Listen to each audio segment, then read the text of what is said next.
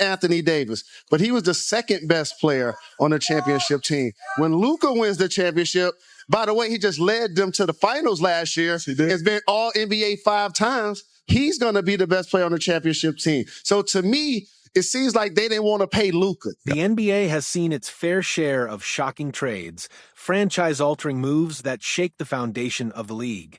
But this was different. When Luka Doncic was traded from the Dallas Mavericks to the Los Angeles Lakers, it didn't just stun the basketball world. It rewrote the script on what we thought was possible. One of the most skilled, decorated, and beloved young stars in the game was sent packing in a move that still doesn't make sense to most. Weeks have passed, but the shock hasn't fully worn off. If anything, it's only fueled more debate. At first, the conversation revolved around why Dallas would make such a drastic decision. Was it internal friction? A disagreement over Luka's role? Or was it something deeper, something hidden beneath the surface? Conspiracy theories ran wild. Was this really about basketball, or was it about business, power, and control?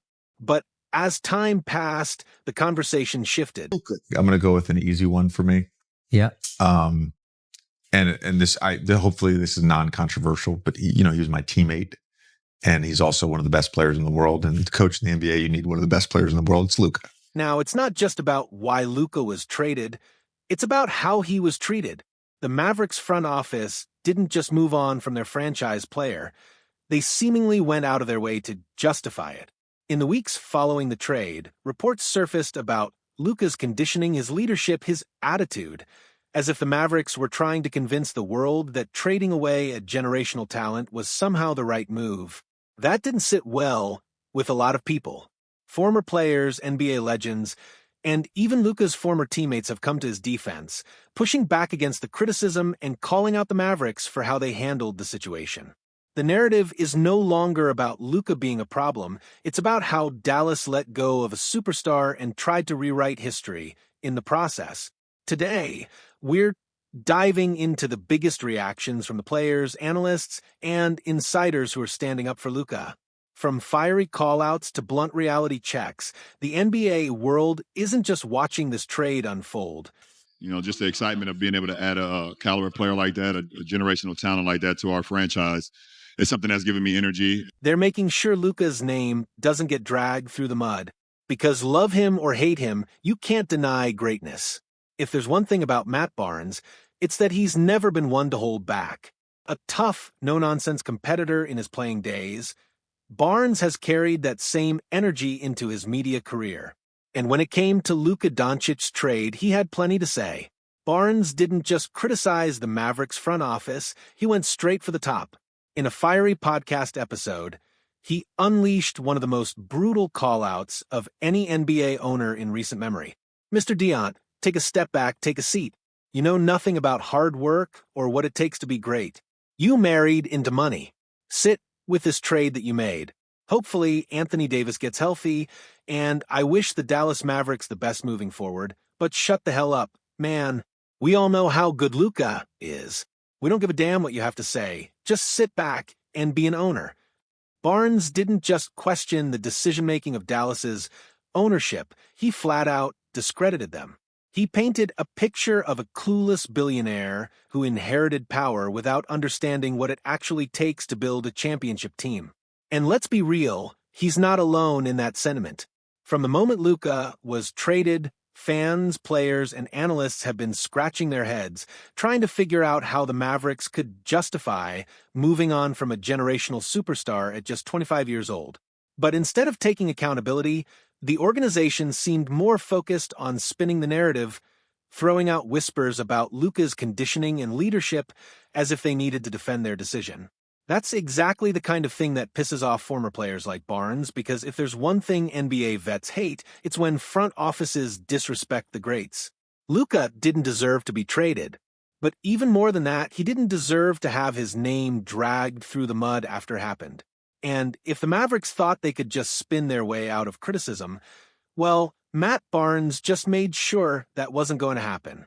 When a trade this shocking goes down, there are usually two possible explanations: basketball reasons or something deeper.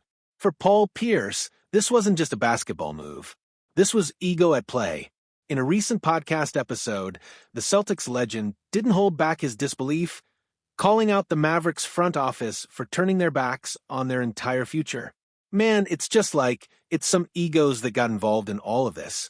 Like, you traded the whole future, the whole face, the whole city was on his back, and you just said, "We don't need you." Like, seriously? This is one of the most unprecedented things I've ever seen. Like, where do they go if they don't make the playoffs? Because they made this trade thinking, like, right now, Pierce is asking the real questions here. The Mavericks bet their entire franchise on this trade working out immediately.